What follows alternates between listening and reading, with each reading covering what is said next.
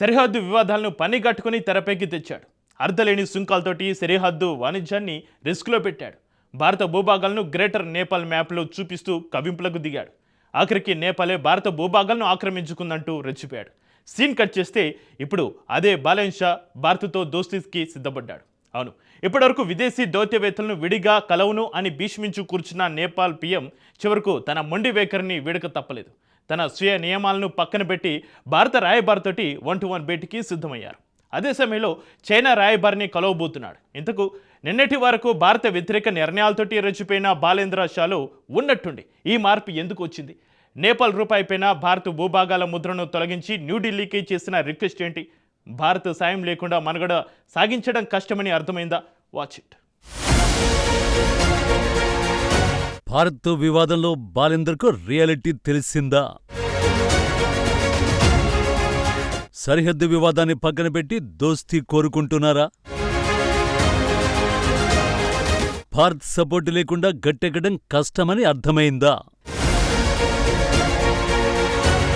బాలేంద్ర షా భారత్లో చదువుకుని జంజీ ఉద్యమం పుణ్యమాని నేపాల్ ప్రధాని స్థాయికి ఎదిగిన నేత. భారత్లో ఉంటూ ఇక్కడి వనరులను, విద్యా వ్యవస్థను ఉపయోగించుకుని తిరుగులేని నాయకుడయ్యాడు. కానీ నేపాల్ ప్రధాని అయిన తర్వాత అతడి తీరు మారింది.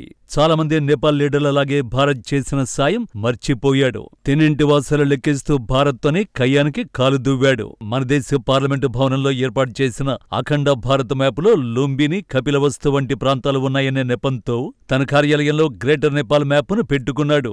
ఇందులో భారత్లోని ఉత్తరాఖండ్, హిమాచల్ ప్రదేశ్, పంజాబ్, పశ్చిమ బెంగాల్లోని కొన్ని ప్రాంతాలు నేపాల్వే అంటూ చూపే దుస్సాహసానికి పూనుకున్నాడు. ఇదొక్కటే కాదు, భారత్ నుంచి ఏ చిన్న వస్తువు కొనాలన్నా పన్నులు చెల్లించాలని సరిహద్దు రాష్ట్రాలను టార్గెట్ చేశాడు. ఆ దేశ పార్లమెంటు సాక్షిగా భారత్ మన భూభాగాన్ని ఆక్రమించుకోవడమే కాదు, మనము ఇండియా భూభాగాన్ని ఆక్రమించుకున్నామంటూ పిచ్చి ప్రేలాపనలు పేలాడు. కానీ ఇప్పుడు సీన్ మారింది. నిందించిన నోటితోనే భారత్తో దౌత్యానికి పిలుపునిస్తున్నాడు. తాను పెట్టుకున్న నియమాల్ని పక్కన పెట్టి స్నేహహస్తం చాస్తున్నాడు.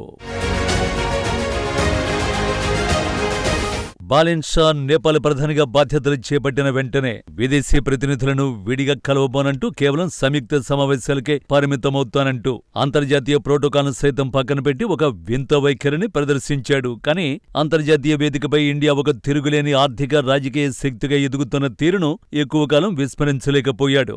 గ్లోబల్ లీడర్గా ఎదిగిన న్యూఢిల్లీని కాదని పొరుగున ఉన్న సూపర్ పవర్తో సత్సంబంధాలు లేకుండా నేపాల్ మనుగడ సాగించడం అసాధ్యమనే కఠిన వాస్తవాన్ని బాలెన్ షా ప్రభుత్వం కేవలం 100 రోజుల్లోనే చాలా స్పష్టంగా అర్థం చేసుకుంది. భారత్ చేసే సహకారం, ఇచ్చే దౌత్యపరమైన మద్దతు నేపాల్ అంతర్గత స్థిరత్వానికి ఎంత కీలకమో వారి పాలనా గమనమే నిరూపించింది.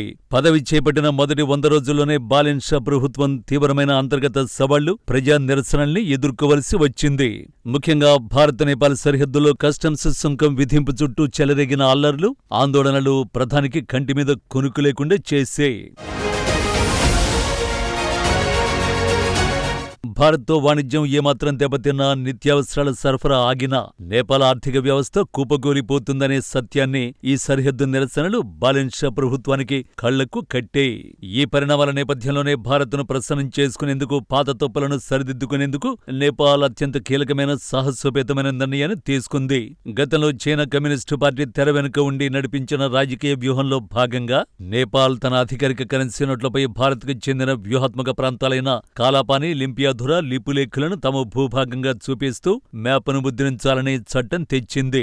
ఇది అప్పట్లో 2 దేశాల మధ్య తీవ్ర ఉద్రిక్తతలకు దారితీసింది. అయితే భారత పట్ల తమకున్న దూకుడు వైఖరి వల్ల, ఇలాంటి కరెన్సీ కీచులాటల వల్ల నష్టపోయేది కేవలం నేపాల్ మాత్రమేనని బాలెన్ షా ప్రభుత్వం ఆలస్యంగానైనా గ్రహించింది. అందుకే ఇటీవల తన రూపీ నాణెంపై నుంచి ఆ వివాదాస్పద కాలాపాని, లింపియాధుర ప్రాంతాల మ్యాపులను తొలగించి వివాదాలకు శాశ్వతంగా తెరదించే దిశగా అడుగులు వేసింది. భారత్ ప్రాంతీయ సార్వభౌమత్వాన్ని, భద్రతా సున్నితత్వాలను గౌరవిస్తూ నేపాల్ తీసుకున్న ఈ వెనకడుగు న్యూఢిల్లీ అనుసరించిన దృఢమైన దౌత్య వ్యూహానికి దక్కిన అతి పెద్ద విజయంగా అంతర్జాతీయ నిపుణులు అభివర్ణిస్తున్నారు. కరెన్సీ వివాదాన్ని పరిష్కరించడం ద్వారా భారత్కు సానుకూల సంకేతాలు పంపిన నేపాల్ ప్రధాని బాలెన్ షా ఇప్పుడు ద్వైపాక్షిక సంబంధాలను మరింత బలోపేతం చేసుకునేందుకు పాత పంతాలను వీడాడు. తాను స్వయంగా పెట్టుకున్న వింత ప్రోటోకాల్ నియమాలను పక్కన పెట్టి భారత రాయబారి నవీన్ శ్రీవాస్తవతో 1-to-1 సమావేశానికి గ్రీన్ సిగ్నల్ ఇచ్చాడు. భారత్ చైనాకు ఒకే రోజు సమయం కేటాయించినప్పటికీ భారత్తో ఉన్న సంబంధాల ప్రాధాన్యతను గుర్తించే ఆయన ఈ చర్చలకు సిద్ధమయ్యారని విశ్లేషకులు చెబుతున్నారు. ఒకప్పుడు నేపాల్ను తన అప్పుల ఊబిలోకి నెట్టి భారత్కు వ్యతిరేకంగా వ్యూహాత్మక స్థావరంగా మార్చుకోవాలని చూసిన చైనాకు ఈ పరిణామాలు గట్టి షాక్గా మారాయి. డ్రాగన్ కంట్రీ ఇచ్చే మోసపూరిత అప్పులు సార్వభౌమత్వానికి ముప్పు తెచ్చే ప్రాజెక్టుల కంటే శతాబ్దాలుగా కష్టసుఖాల్లో తోడుంటూ కంటికి రెప్పలా కాపాడి భారత్ వైపే మొగ్గు చూపడం తమ దేశ భవిష్యత్తుకు భద్రతకు శ్రేయస్కరమని నేపాల్ విశ్లేషకులు సైతం ఇప్పుడు బహిరంగంగానే అంగీకరిస్తున్నారు.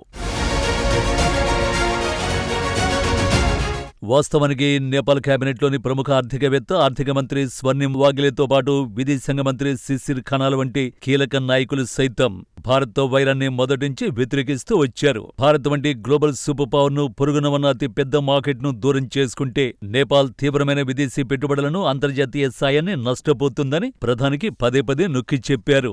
సొంత ప్రభుత్వంలోని మంత్రుల ఒత్తిడి, నిపుణుల హెచ్చరికల వల్లే బాలెన్ షా చివరికి తన రూట్టు మార్చక తప్పలేదు. భారత్ ఎప్పుడు పొరుగు దేశాల సంక్షేమాన్ని, సార్వభౌమత్వాన్ని కాంక్షిస్తుంది తప్ప సామ్రాజ్యవాద ఆలోచనలతో వాటిని లొంగదీసుకోవాలని చూడదు. నేపాల్కు అవసరమైన పెట్రోలియం ఉత్పత్తులు, నిత్యావసర వస్తువులు, మౌలిక వసతుల కల్పనలో భారత్ పాత్ర అద్వితీయం. ఇప్పుడు కాలాపాని వివాదాస్పద మ్యాప్ను పక్కన పెట్టి భారత్తో నేరుగా దౌత్య చర్చలకు రావడం ద్వారా నేపాల్ మళ్లీ అభివృద్ధి పథంలోకి దూసుకువెళ్లేందుకు, ఉపాధి అవకాశాలను మెరుగుపరుచుకోవడానికి మార్గం సుగమమవుతుంది. అయితే బాలేంద్ర షా తీసుకున్న దౌత్య నిర్ణయాలను చూసి భారత్ మురిసిపోవడానికి వీల్లేదు. ఎందుకంటే నిన్నటి వరకు విషం కక్కిన నేపాల్ ప్రధానిని అంత తేలికగా నమ్మలేం. ఒకవైపు రూపీ నాణెంపై మ్యాప్ తొలగించి భారత రాయబారితో 1-to-1 భేటీకి సిద్ధమవుతూనే మరోవైపు అదే రోజు చైనా రాయబారికి కూడా సమయాన్ని కేటాయించాడు.